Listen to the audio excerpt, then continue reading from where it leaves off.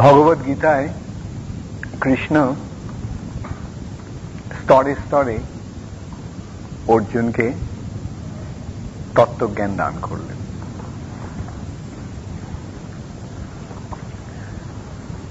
প্রথমে ভগবদ গীতার শুরুতে আমরা দেখতে পাই যে অর্জুন যুদ্ধ করতে চাইছে না। কেন? কেন আত্মীয় স্বজনদের বধ করে অর্জুন রাজ্য সুখ ভোগ করতে চায় না। কিন্তু কৃষ্ণের পরিকল্পনা অন্যরকম। কৃষ্ণ স্থির করেছেন যে অর্জুন যুদ্ধ করবে। এমন নয় যে কৃষ্ণ যুদ্ধ চেয়েছিলেন, কিন্তু এমন একটা পরিস্থিতিতে এসে দাঁড়ালো যে তখন আর অন্য কোনো গতি নেই। কৃষ্ণ নিজে গিয়ে দুর্যোধনের সঙ্গে সাক্ষাৎ করে ওদের বোঝাবার চেষ্টা করেছিলেন। বোঝা তো দূরের কথা, ওরা কৃষ্ণকে বন্দী করতে চেয়েছে। ভেবেছিল কৃষ্ণকে যদি বন্দী করে রাখি তাহলে অর্জুনের বল থাকবে না।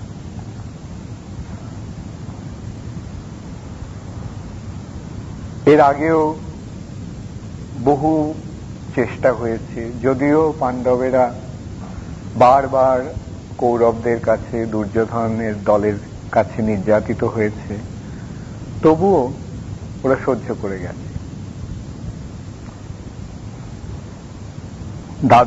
12 বছর বনবাস, 1 বছর অজ্ঞাতবাস, তাও প্রবঞ্চনা করে তাদেরকে হারানো হয়েছে দ্রুত ক্রীড়ায়, পাশা খেলায়।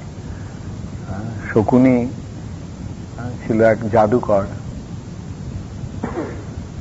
সে ওই জাদুর বিদ্যার দ্বারা যুধিষ্ঠিরকে হারিয়ে, কপট দ্রুত ক্রীড়ায় হারিয়ে তার সব কিছু নিয়ে নেয়। তারও আগে যদি আমরা যাই তাহলে দেখতে পাই যে জতুগৃহে ওদের পুড়িয়ে মারার ব্যবস্থা করা হয়েছিল পাণ্ডবদের। তারও আগে আমরা দেখতে পাই যে ভীমকে কালকুট খাইয়ে মেরে ফেলার চেষ্টা করা হয়েছিল। এইভাবে কৌরবেরা বারবার পাণ্ডবদের প্রতি ঈর্ষান্বিত হয়ে তাদের সর্বনাশ সাধনে ব্রতী হয়েছে। কিন্তু পাণ্ডবেরা সহ্য করে গেছে। এমনকি যখন গন্ধর্বদের সঙ্গে যুদ্ধে কৌরবেরা বন্দী হল, তখন পাণ্ডবেরা গিয়ে তাদের উদ্ধার করল। ওদের চক্রান্তে ওরা বনবাসী, সেই বনবাসে থাকাকালীন অবস্থাতে তারা এইভাবে, তাও ওর গেছে কেন? ওদেরকে ঈর্ষান্বিত করার জন্য। ওরা বনবাসী, ওদের কাছে গিয়ে নিজেদের ঐশ্বর্য জাঁকজমক দেখাবার জন্য গেছে। কিন্তু গিয়ে দুর্ভাগ্যক্রমে গন্ধর্বদের সঙ্গে যুদ্ধ হয়েছে। গন্ধর্বরাজ চিত্রসেন পরাস্ত করে ওদের বন্দী করে রেখেছে। তখন পাণ্ডবেরা খবর পেয়ে স্থির করলো যে তারা যাবে। যুধিষ্ঠির মহারাজ স্থির করলেন যে তারা যাবে, গিয়ে ওদের উদ্ধার করতে যাবেন। ভীমের সবসময় রাগ ছিল। ভীম যুধিষ্ঠির মহারাজকে অনেকভাবে তিরস্কার করেছে। যখনই ওর মন খারাপ হতো তখনই যুধিষ্ঠির মহারাজকে উনি বলতেন যে তোমারই জন্য এই অবস্থা আছে আমাদের।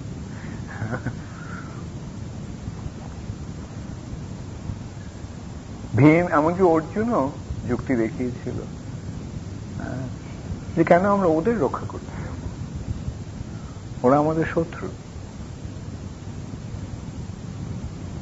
যুধিষ্ঠির মহারাজ বলেছিলেন তখন যে দেখো, আমাদের যখন নিজেদের মধ্যে ঝগড়া হয় তখন আমরা 5 ভাই, ওরা 100 ভাই।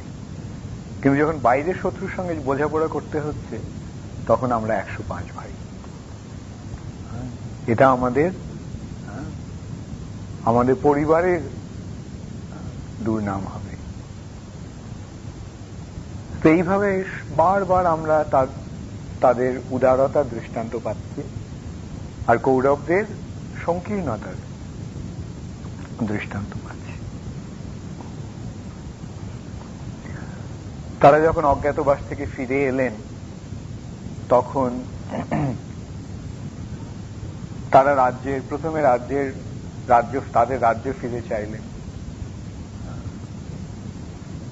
ইন্দ্রপ্রস্থ ছিল তাদের রাজ্য। আগেই বিচার হয়েছিল যে শুধু ইন্দ্রপ্রস্থ সেটা কিরকম জায়গা, সেটা এমন একটা জায়গা ছিল যেটা ছিল ঊষর মরুভূমি, কিচ্ছু হতো না, একেবারে অকেজো জায়গা।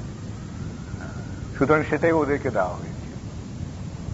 কিন্তু পাণ্ডবদের ভক্তির এমনই প্রভাব যে সেই ভক্তির প্রভাবে পাণ্ডবেরা সেই স্থানটিকে এক অপূর্ব রমণীয় স্থানে পরিণত করেছিলেন। বিশ্বকর্মা নিজে এসে সেই ইন্দ্রপ্রস্থ তৈরি করেছিলেন, স্বর্গের কারিগর। এখন এইভাবে কৌরবেরা পাণ্ডবদের প্রতি ঈর্ষান্বিত হয়ে পড়ে। যখন দেখে যে এত সুন্দর ওদের সমস্ত জাঁকজমক,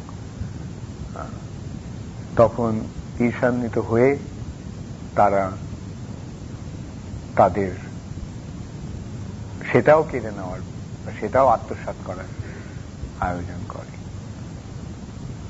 স্বাভাবিকভাবে বিচার হয়েছিল, ঠিক আছে, এরা যেহেতু আমাদের বংশের ছেলে, ওদেরকে এই অংশটা দিয়ে দেওয়া হোক।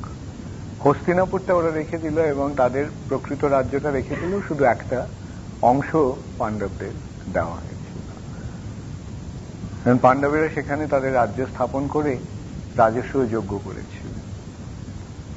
তখন কৃষ্ণদেব বলেছিলেন, দেখো রাজস্বীয় যজ্ঞ করছো, কিন্তু রাজস্বীয় যজ্ঞের একটা খারাপ ফল হয়। তো যুধিষ্ঠির মহারাজ তা সত্ত্বেও রাজস্বীয় যজ্ঞ করেছিলেন। কারণ সেই রাজস্বীয়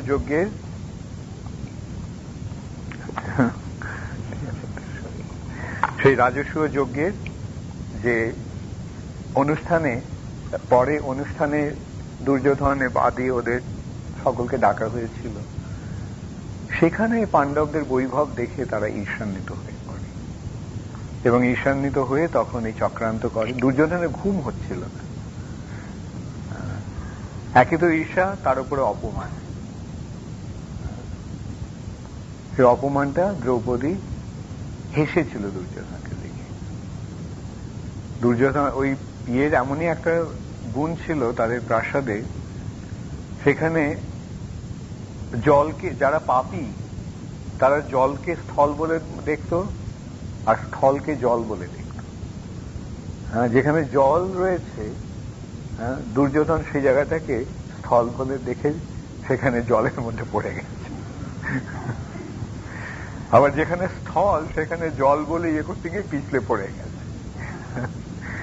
এখন আর দ্রৌপদী সেটা দেখে হেসেছিল।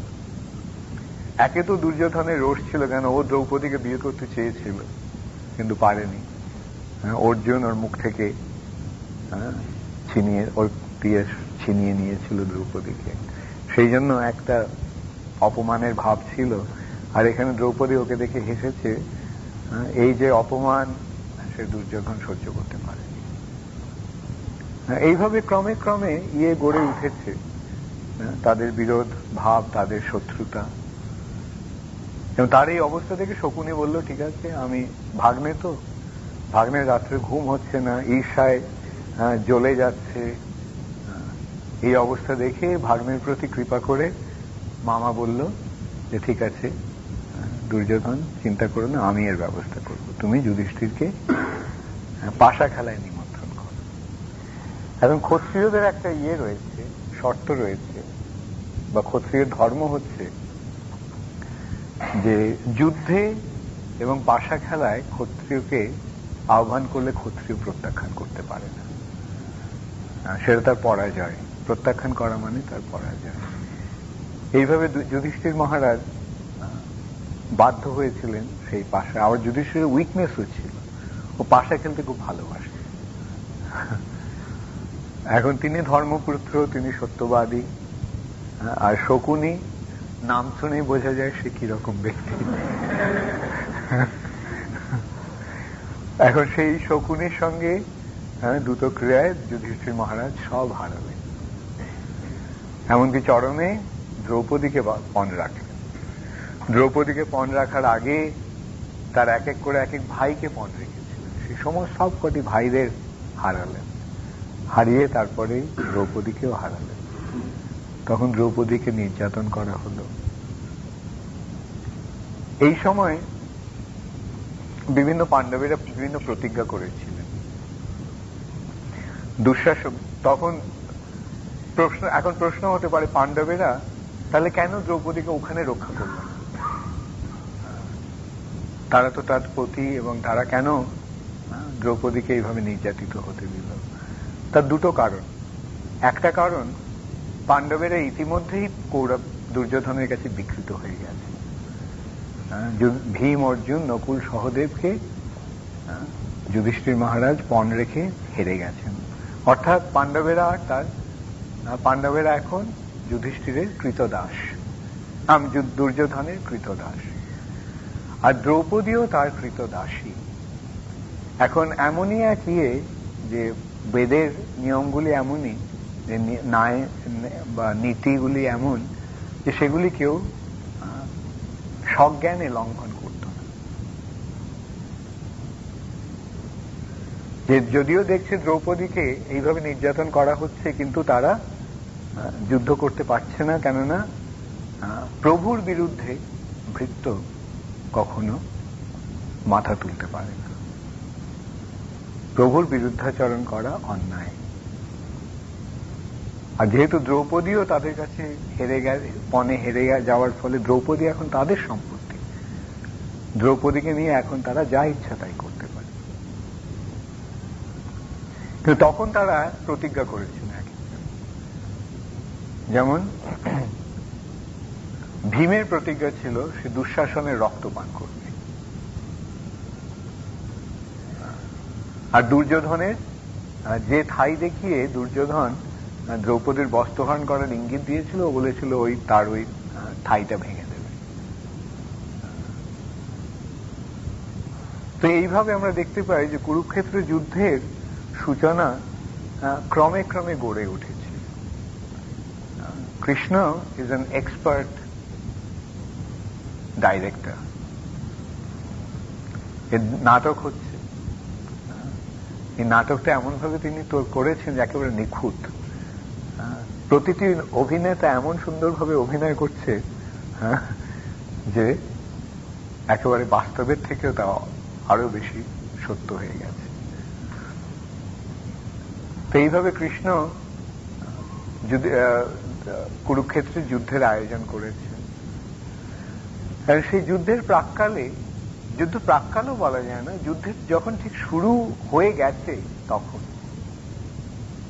শঙ্খ বেজে যাওয়া মানে যুদ্ধ শুরু হয়ে গেছে। এখানেও বুঝতে হবে যে কৃষ্ণ সময়টাকে বিস্তৃত করেছেন। একটি নিমেষের মধ্যে তিনি অর্জুনকে ভগবত গীতা শুনিয়েছেন। অর্জুনের মনে হচ্ছে যেন কতক্ষণ ধরে এই 700 শ্লোক কৃষ্ণ বললেন। কৃষ্ণের এই ক্ষমতাটা রয়েছে, তাই না? কৃষ্ণ সময়কে বাড়াতে পারেন, আবার কৃষ্ণ সময়কে কমাতেও পারেন। সে সম্বন্ধে আমি একটা দৃষ্টান্ত দেব।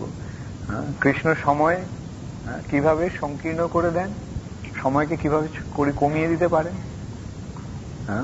তার একটি দৃষ্টান্ত হচ্ছে এক ব্রাহ্মণ, সে বৃদ্ধ, কিন্তু তার অন্তরের বাসনা যে তিনি বদ্রীনাথে যাবেন, মৃত্যুর আগে একবার অন্তত বদ্রীনাথ দর্শনে যাবেন, বদ্রীনারায়ণের দর্শনে। এখন বদ্রীনাথ পাহাড়ের ওপরে অনেক উঁচুতে, তো সেখানে যাওয়া কষ্টসাধ্য। আর তখন তো এরকম গাড়ি ছিল না, পথও ছিল না, পায়ে হেঁটে পাহাড়ে চড়ে চড়ে যেতে হতো। তো সেই ব্রাহ্মণ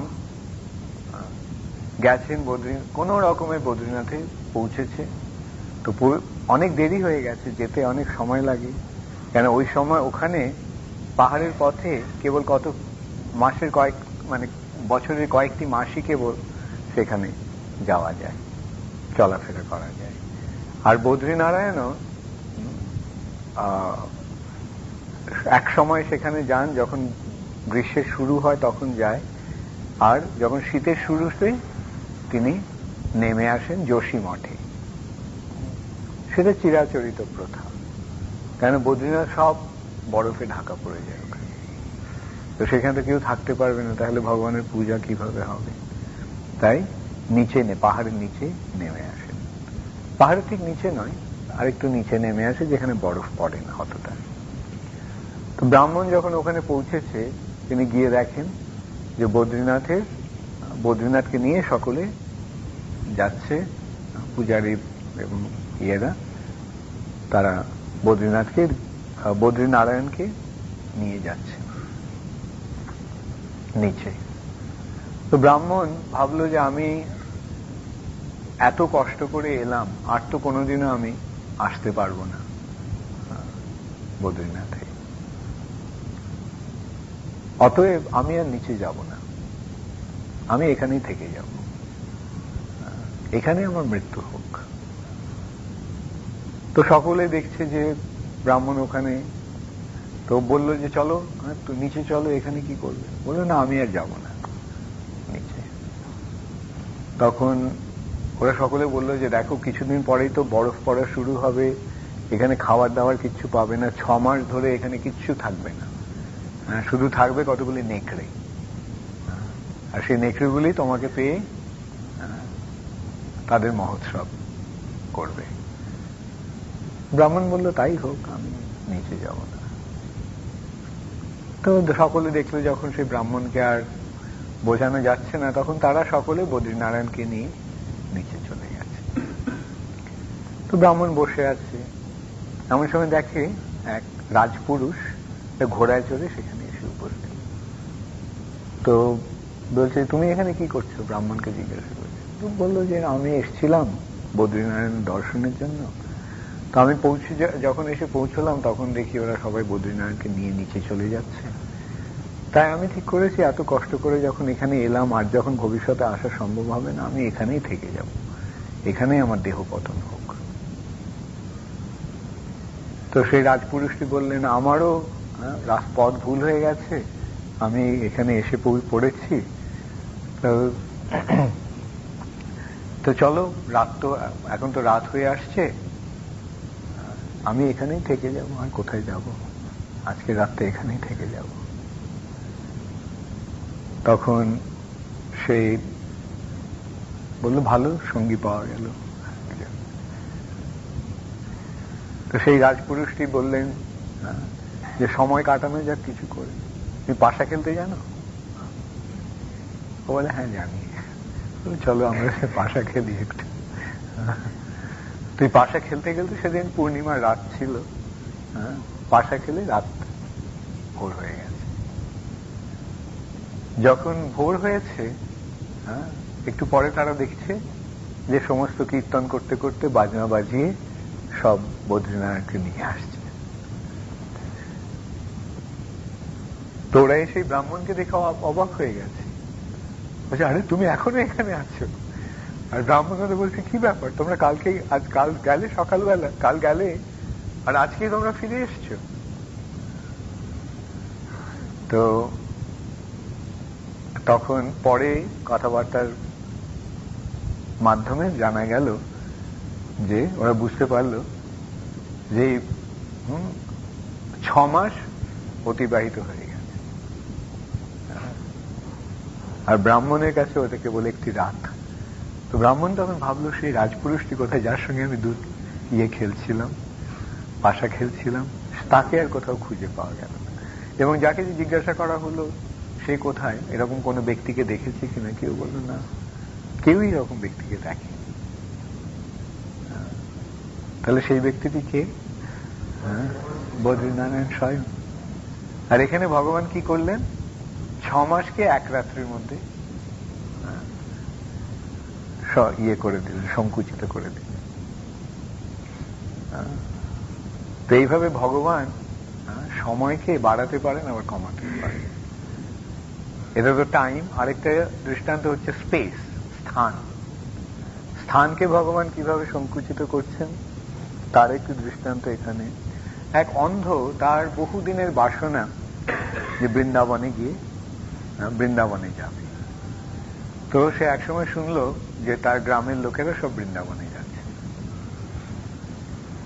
তো বললো আমাকেও তোমাদের সঙ্গে নেবে? তো ওরা ভাবলো যে হ্যাঁ ঠিকই তো, এই ব্রাহ্মণের এত আকাঙ্ক্ষা, এই অন্ধ ব্রাহ্মণের এই আকাঙ্ক্ষা, এটা আমরা পূর্ণ করবো, চলো তুমি আমাদের সঙ্গে চলো। তো এবার চলছে, যাওয়ার পর ওরা দেখছে যে ব্রাহ্মণের জন্য, ওদের এই অন্ধর জন্য তাদের স্পিড অনেক শিথিল হয়ে গেছে, তাদের গতি শিথিল হয়ে গেছে, তাড়াতাড়ি যেতে পারছে না ওকে নিয়ে যাওয়া। তো ওরা এক সময় হয়ে নিতান্ত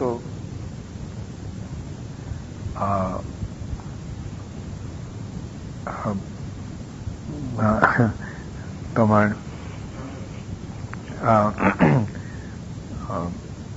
বিচলিত হয়ে তারা ঠিক করলো যে ব্রাহ্মণকে এখানে রেখে, ওরা বললো যে দেখো তুমি এখানে বসো, তোমার জন্য আমরা এগোতে পারছি না, তোমাকে নিয়ে যাওয়ার আনাটাই ভুল হয়েছে, তা এক কাজ করো তুমি এখানে বসো, আমরা বৃন্দাবন দর্শন করে যাওয়ার সময় আমি তোমাকে নিয়ে যাব। তো অনেক অনুনয় করলো, দেখুন আমাকে রেখে যাবেন না, আমি বহু আশা করে এসেছি বৃন্দাবনে যাবো। ওরা কিছুতেই সে কথা শুনলো না, ওকে ওখানে বসিয়ে রাখলো একটা গ্রামে, বললো তুমি এখানে থাকো, আমরা যাওয়ার পথে তোমাকে নিয়ে যাব। তো ব্রাহ্মণ গাছের নিচে বসে আছে। তো কিছুক্ষণ পর একটা ছেলে এসেছে, এসে বলছে যে কি ব্যাপার, তুমি এখানে কি করছো? বলছে আমি অন্ধ, আমি বৃন্দাবন যাত্রী গ্রামবাসীদের সঙ্গে এসেছিলাম, তো তারা আমার বোঝা বহন করতে না চেয়ে তারা আমাকে বসিয়ে রেখে বৃন্দাবন দর্শনে গেছে। তো ছেলেটা বলল তাহলে তুমি এখন কি করবে?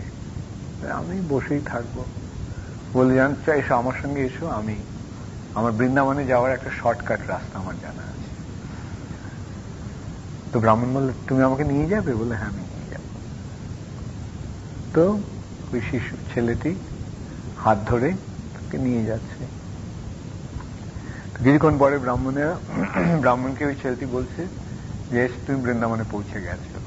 আর ইতিমধ্যে তার গ্রামবাসীরা ওখানে এসে এসে ওকে দেখে বলছে আরে তুমি এখানে কি করে এলে? ও বলল যে আমাকে একটা ছেলে, সে হাত ধরে একটা শর্টকাট রাস্তা আছে বলে শর্টকাট রাস্তা দিয়ে আমাকে নিয়ে এসছে।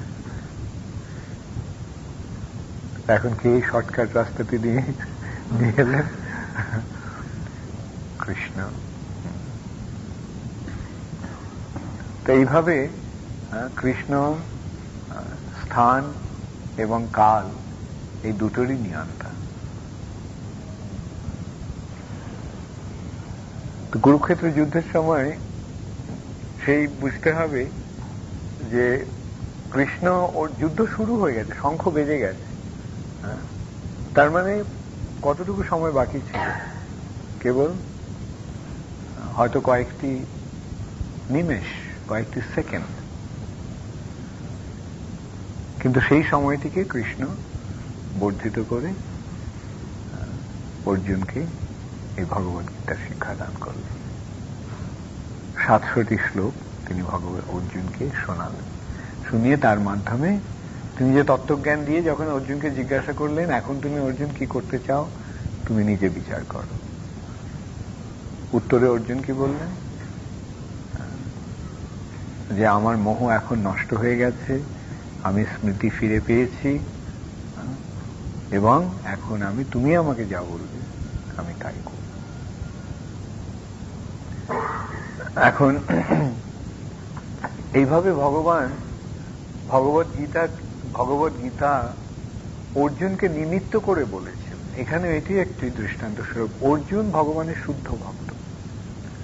অর্জুনের মায়াচ্ছন্ন হওয়ার, বিভ্রান্ত হওয়ার কোনো প্রশ্ন আসতে পারে না।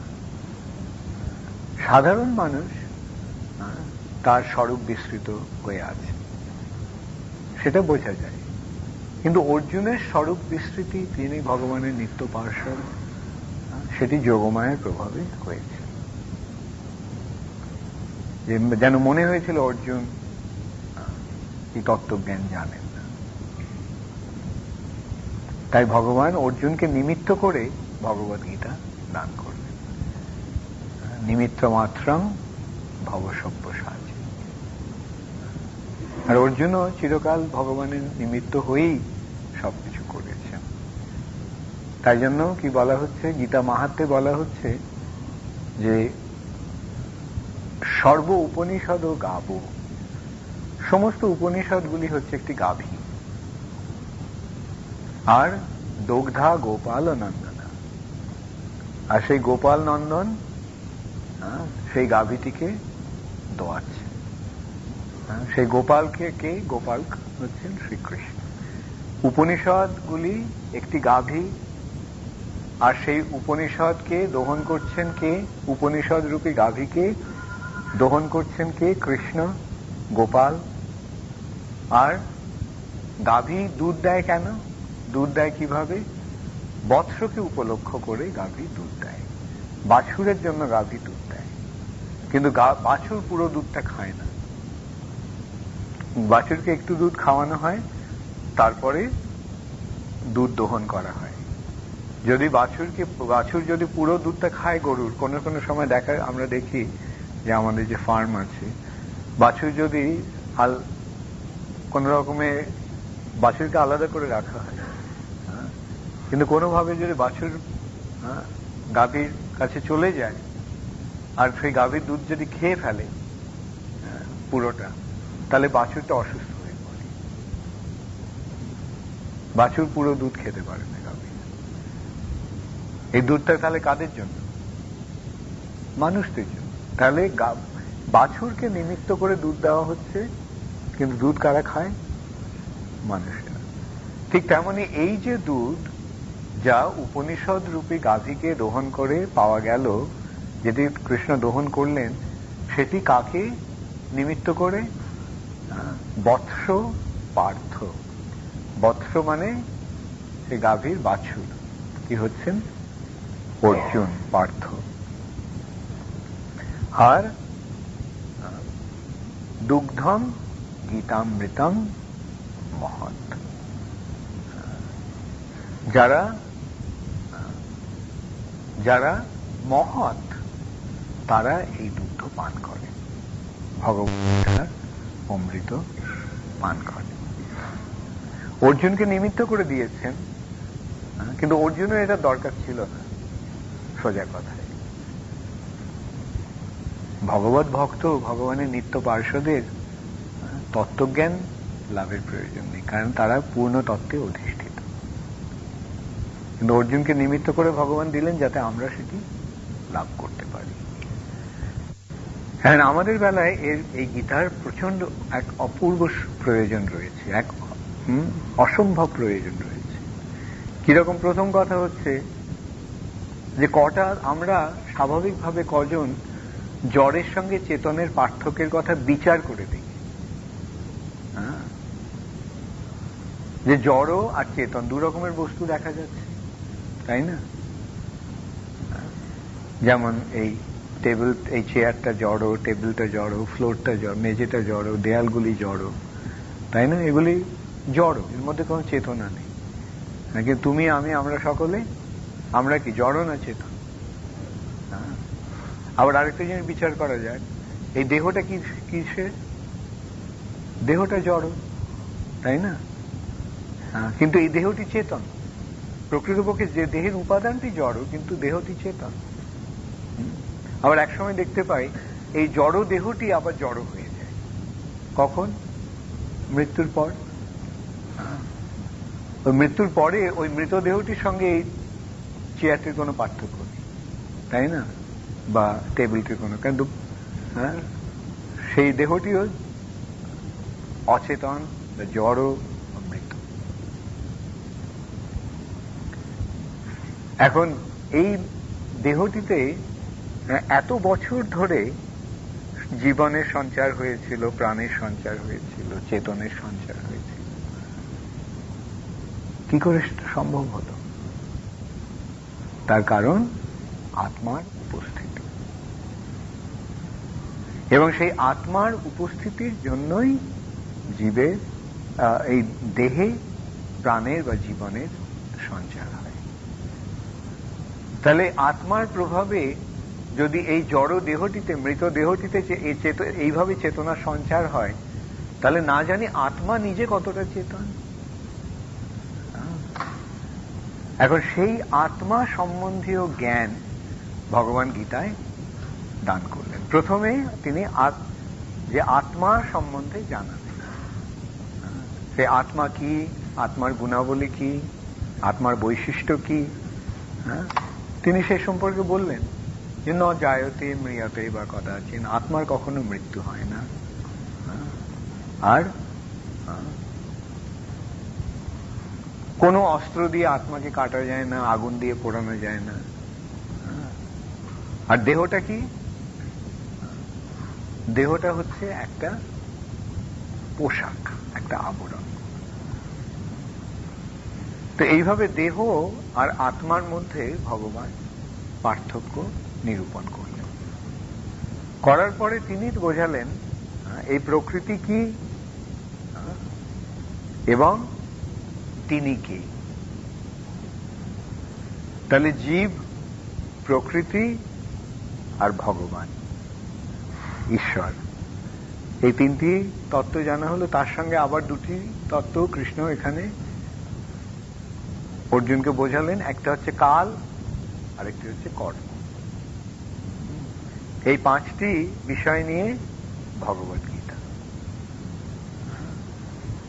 আত্মা, প্রকৃতি, ঈশ্বর, কাল এবং কর্ম। এইভাবে বিজ্ঞানসম্মতভাবে ভগবান অর্জুনকে এই শিক্ষা দান করে চরমে তিনি অর্জুনকে কি নির্দেশ দিলেন? সর্বধর্মান পরিত্যজ্য মাম একম শরণং ব্রজ। সমস্ত ধর্ম, তোমার তথাকথিত সমস্ত ধর্ম পরিত্যাগ করে তুমি কেবল আমার শরণাগত হও। তাহলে কি লাভটা কি হবে? অহং ত্বং সর্বপাপেভ্য মোক্ষয়িষ্যামি মা শুচঃ। তাহলে আমি তোমাকে তোমার সমস্ত পাপ থেকে রক্ষা করব, সেজন্য কোনো চিন্তা করো না। তখনকার দিনে মানুষের মধ্যে পাপের ভয় ছিল, এখন তো মানুষের পাপের ভয় নেই, হ্যাঁ তাই না? তারা ভাবে কি পাপ টাপ কি, এগুলো সমস্ত মন গড়া কতগুলি কথা। আমার ইন্দ্রিয় তর্পণের জন্য যেটা প্রয়োজন সেটা যেন তেন প্রকারে না গ্রহণ করতে হবে, ঘুষ নিয়ে হোক, চুরি করে হোক, হ্যাঁ যাবজ্জীবেত সুখম জীবেত। আবার সেটাও তখনকার লোকেরা ঋণাঙ্কৃত্যা ঘৃতং পিবেত। এখন আর ঘৃতঙের উপর ওরা ধার ধারে না, ঘি নয়, এখন ঋণাঙ্কৃত্বা মদ্য পিবেত।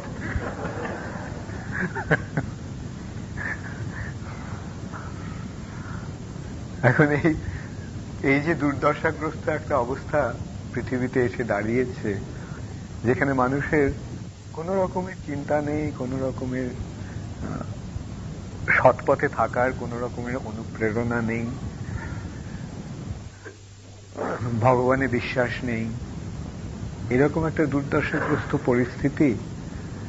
এই পরিস্থিতিতে ভগবত ভক্তির প্রচার অত্যন্তই কঠিন, কিন্তু শ্রীল প্রভুপাদ করে গেছেন।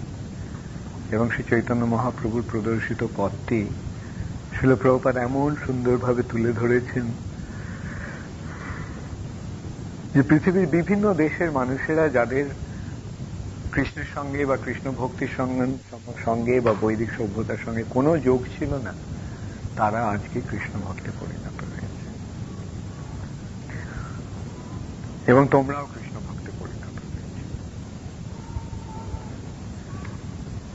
এখন তোমরা যে কৃষ্ণ ভক্তে পরিণত হয়েছ, এতে আশ্চর্যের কিছু নেই, কারণ তোমাদের সংস্কারটা রয়েছে। সংস্কার রয়েছে, বৈদিক এই ভারতবর্ষে জন্ম হওয়ার ফলে বৈদিক সংস্কৃতির সঙ্গে ঘনিষ্ঠভাবে একটা যোগ এসেছে। তবে একটা জিনিস প্রভুপাদ কি করছেন, প্রভুপাদ ভারতবাসীদের মধ্যেও তিনি কতগুলি ভ্রান্ত ধারণা নিরসন করে প্রকৃত তত্ত্বজ্ঞানটি দান করছেন। প্রকৃতপক্ষে ভারতবর্ষের হিন্দু ধর্মের আজকে যে অবস্থা, একটা গোজামিল হয়ে গেছে। কোন রকম তত্ত্বজ্ঞান নেই কারোর। সকলেই যে যার ইচ্ছে মতো একটা কিছু করে যাচ্ছে। কালী পুজো, দুর্গা পুজো, যে কেন করছে তা জানে। আবার পুজোর যে ধরন, সেটা তোমরা তো অনেকেই তো কলকাতায় থাকো, সুতরাং দেখতে পাচ্ছ। এটা ঠিক পূজা হচ্ছে না, এটা আনন্দ নয়, এটা তামাশা হচ্ছে। তামাশা আর নির্যাতন, চাঁদা আদায়। আমি যখন দেশে বেশি সময় থাকতাম, তখন ওই সময়টা একটা মানে it was a very disturbing experience to go to Calcutta. কলকাতায় যাওয়াটা একটা ভীষণ, যাওয়া এবং আসা, কারণ রাস্তায় বারবার গাড়ি থামিয়ে ওরা চাঁদা চাইত। সে জবরদস্তি করে চাঁদা। তারপরে তো সেই চাঁদা নিয়ে ওরা যে কি করে সেটা তো আমাদের জানাই আছে। তো এটা কোনো ধর্ম নয়। তাই আজকে শিক্ষিত সমাজ যদি ধর্মের প্রতি বীতশ্রদ্ধ হয়ে থাকে, শিক্ষিত হিন্দুরা ধর্মের প্রতি যদি বীতশ্রদ্ধ হয়ে থাকে, তাহলে আশ্চর্য হওয়ার কিছু নেই। কেন এরকম পরিস্থিতিতে আমার মনে আছে আমিও বীতশ্রদ্ধ হয়ে পড়েছিলাম। তখন অবশ্য অবস্থা অনেক ভালো ছিল। আজ থেকে 25-30 বছর আগে আমাদের এখানকার পরিস্থিতি অনেক ভালো ছিল, কিন্তু এখন কি অবস্থা হয়েছে, তার থেকে শতগুণে খারাপ হয়ে গেছে। কিন্তু প্রভুপাদের সান্নিধ্যে আসার পরে যে প্রকৃত হিন্দু ধর্ম যে কি, সেটা আমরা জানতে পেরেছি। হিন্দু ধর্মের প্রকৃত তত্ত্বটি যে কি, সেটা ব্যক্তিগতভাবে আমি বলতে পারি আমি সেই প্রথম জানতে পারলাম।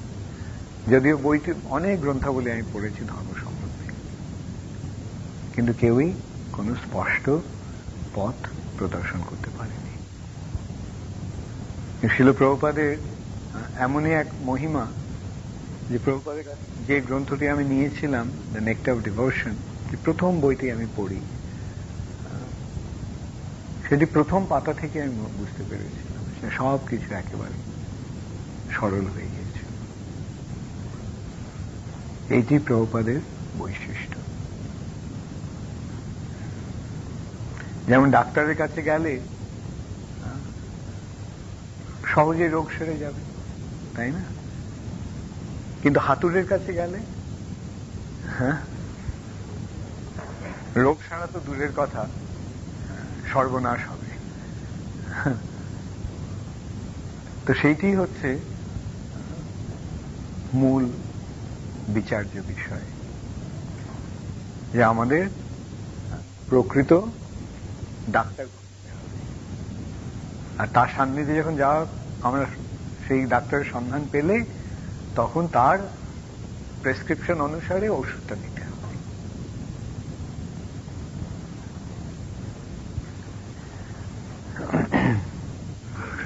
তোমরা সকলে ভালো করে এই পথে এগো। একটা জিনিস সবসময় মনে রেখো, অন্ধবিশ্বাস নিয়ে এগিয়েও না।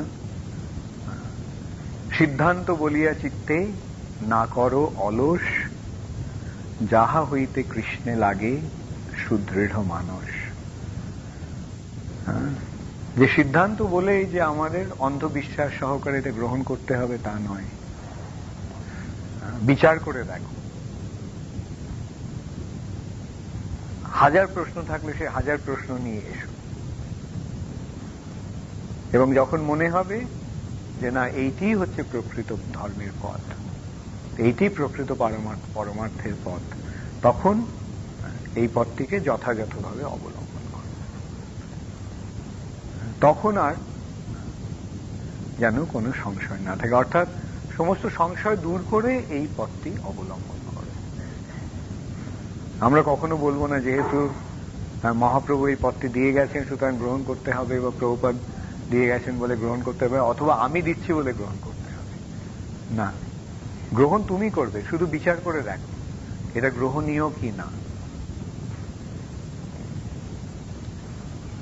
এবং সে সম্বন্ধে হলফ করে বলা হচ্ছে কি, বীর দর্পে ঘোষণা করা হচ্ছে, চৈতন্য চন্দ্রের দয়া করহ বিচার, বিচার করিলে চিত্তে পাবে চমৎকার। চৈতন্য চন্দ্রের দয়া বিচার করে দেখো, বিচার করে দেখো মহাপ্রভু কি দিয়ে গেছেন।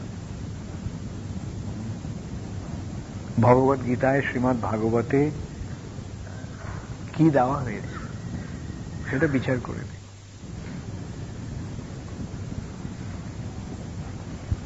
ভগবত গীতা লাল শালিত মুড়ে কি বলবো আসনে রেখে দিলে, পূজার আসনে রেখে দিলে কোনো কাজ হবে না। কাজ অবশ্য হবে, কারণ বাড়িতে যে ভগবত গীতা থাকে তাহলেও কাজ, তারও একটা মঙ্গলময় প্রভাব রয়েছে, কিন্তু সেটা যথেষ্ট নয়। কৃষ্ণ লাল কাপড়ে মুড়ে ওটা মন্দিরে আসনে রেখে দেওয়ার জন্য কৃষ্ণ ভগবত গীতা বলেননি। কৃষ্ণ ভগবত গীতা বলেছিলেন কেন? যাতে আমরা সেটা শুনে বুঝতে পারি। অতএব ভগবত গীতা পাঠ করুন।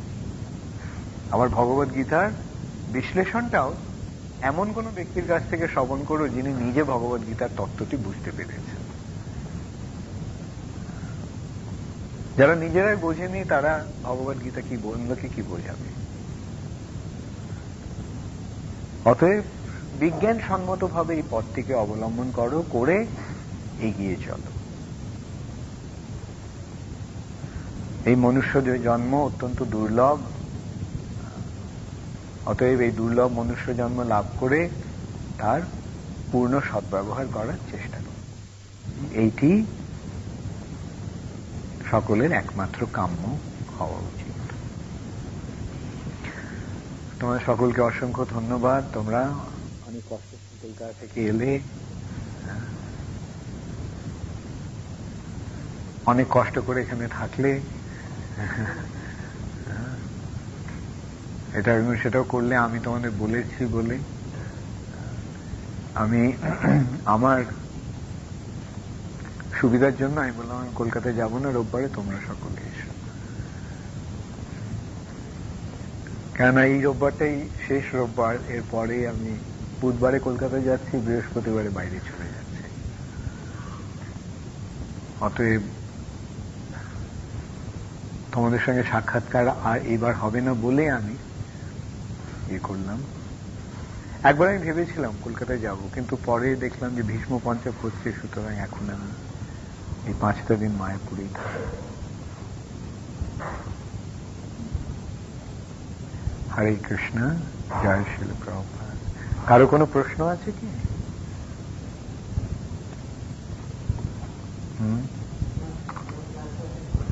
হ্যাঁ বলো, তোমাদের 3টে প্রশ্ন আছে।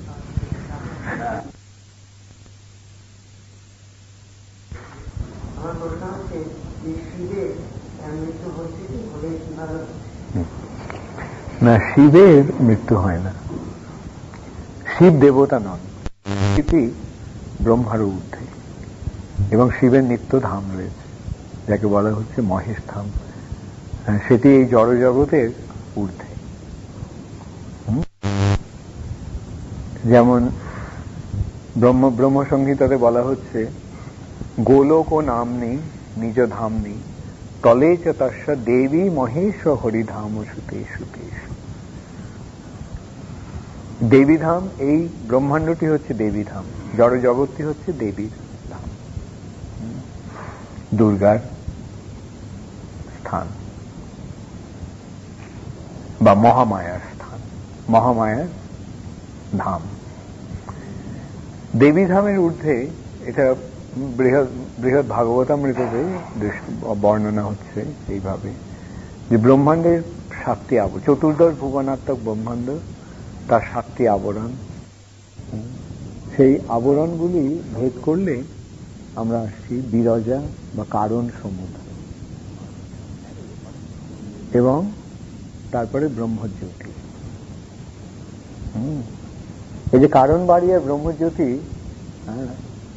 একই বস্তু প্রায়। একটা অবস্থাতে তাকে কারণ বলে মনে হচ্ছে, কারণ সমুদ্র, আর অন্য ইয়েতে ব্রহ্মজ্যোতি। যাই হোক, প্রাথমিক ইয়েতে বলা হচ্ছে কারণ সমুদ্র বা বিরজা।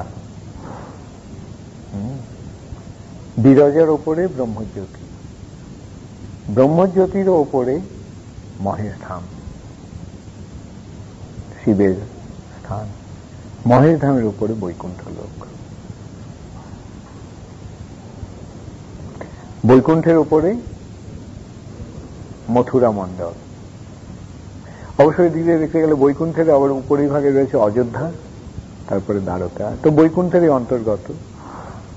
কিন্তু তারপরে মথুরা মণ্ডল, এবং সেই মথুরা মণ্ডলে চরম শীর্ষে রয়েছে বৃন্দাবন।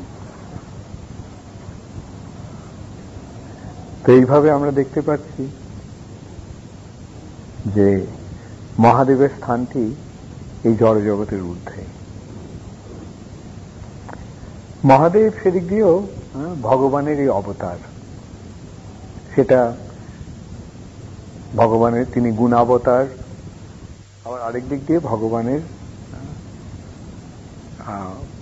ইয়ে, যে তিনি যে আরেক রকমের অবতার, সেটা এইভাবে বিশ্লেষণ করা হচ্ছে যে তার প্রকৃত স্থিতিটি কি। বলা হচ্ছে যে ভগবান যখন জড়া প্রকৃতির প্রতি ঈক্ষণ করছেন, দৃষ্টিপাত করছেন, মহাবিষ্ণু, সেই দৃষ্টিপাতের ফলে এই জগৎ বিক্ষুব্ধ হচ্ছে, এবং সেই দৃষ্টিপাতের ফলে এই সমস্ত জীবেরা এই জড় জগতে এসে আসছে। এখন শিবের যে কাজ, আচ্ছা তার আগে বলা যায় এটা যে এই জগৎটি, এই জড় জগৎটি হচ্ছে ভগবানের বহিরঙ্গা শক্তি। যেহেতু এটি তার বহিরঙ্গা শক্তি, তাই তিনি সরাসরি ভাবে জড় জগতের সঙ্গে ডিল করতে পারেন না। হ্যাঁ, ডিল করলে তো তার বহিরঙ্গা থাকবে না, সেটা অন্তরঙ্গা হয়ে যাবে। তাই এই জড় জগতের সঙ্গে ডিল করার জন্য he transforms himself into Shambhu, Shiva. এখন এই সূত্রে আমরা দেখতে পাচ্ছি শিব হচ্ছেন মহাদেবীর পতি, তাই না? মহামায়া, দুর্গা, কালী, চণ্ডী, এদের পতি হচ্ছেন মহাদেব, শিব। কেন? He is dealing with them, and because he is her husband, his situation is higher than her natural. তাই তার স্থিতিটি দেবী ধামের ঊর্ধ্বে। এই সম্বন্ধে ব্রহ্মসংহিতাতে এইভাবে বলা হচ্ছে, ক্ষীরং যথা দধি বিকার বিশেষ যোগাত সঞ্জায়তে নহি তত পৃথগস্তি হেতু যা সম্ভুতাম অপি তথা সমুপৈতি কার্যাৎ গোবিন্দম আদি পুরুষম তমহং ভজামি। যে ক্ষীর অর্থাৎ দুধ যেমন দই হয়ে যায়, ক্ষীরং যথা দধি বিকার ও বিশেষ যোগাত, বিকার বিশেষের যোগে যেমন তা দইয়ে পরিণত হয়, ঠিক তেমনি কোন একটা বিশেষ কার্য সম্পাদনের জন্য যা সম্ভূতামপি তথা সমুপৈতি কার্য, মানে বিশেষ কাজ সম্পাদনের জন্য তিনি সম্ভূতে রূপান্তরিত হয়েছে। এইটি ভগবানের সঙ্গে শিবের পার্থক্য। যেমন এখানে একটা বলা হচ্ছে, দুধ দই হতে পারে, দুধ আর দই একদিক দিয়ে দেখতে গেলে একই, কিন্তু দুধটা দই হতে পারে, দই কিন্তু দুধ হতে পারে।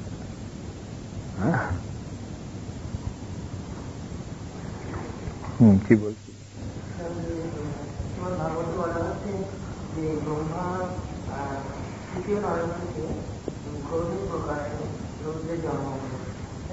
তৃতীয় নয়ন নয়, কুচ্চর দেশ থেকে, মানে ভ্রু যুগলের মধ্যে থেকে ব্রহ্মার তিনটি নয়ন নেই, শিবের তিনটি।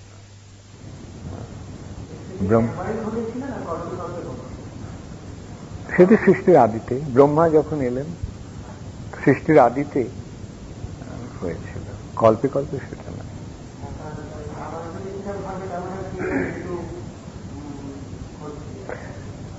শিব, এই যে শিবের যে এই যে রুদ্র, একাদশ রুদ্র যে ব্রহ্মার কুচ্চোদ্দয় থেকে প্রকাশিত হলেন তার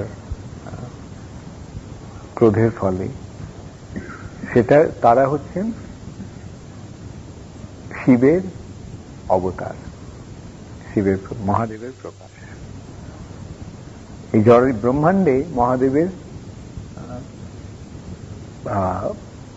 রেপ্রেজেন্টেশন হচ্ছে তাদের মাধ্যমে।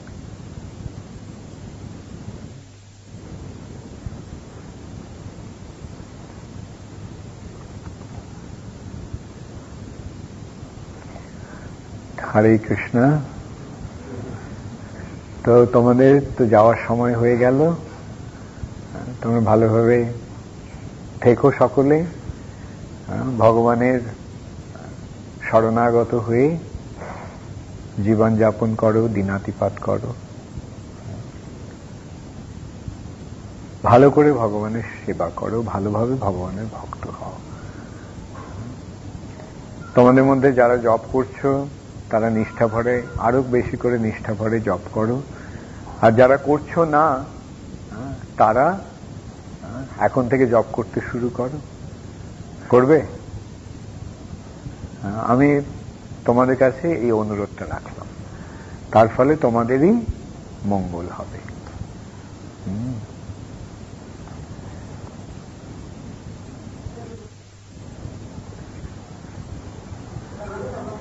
না না, তুমি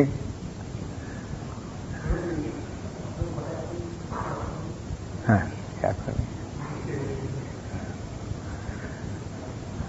হরে কৃষ্ণ। জয় শিল প্রভুপাদ। সমবেত ভক্তবৃন্দ কি, শ্রী শ্রী গৌর নিতাই কি, শ্রী শ্রী রাধা মাধব কি, গৌর প্রেমানন্দে। হরি হরি বল। নমো विष्णुपदाय कृष्णपृष्ठाय भूतले श्रीमते भक्तिवेदांत स्वामी निधि नामिने। नमस्ते सरस्वती देवे गौरवाणी प्रचारिणे निर्विशेष।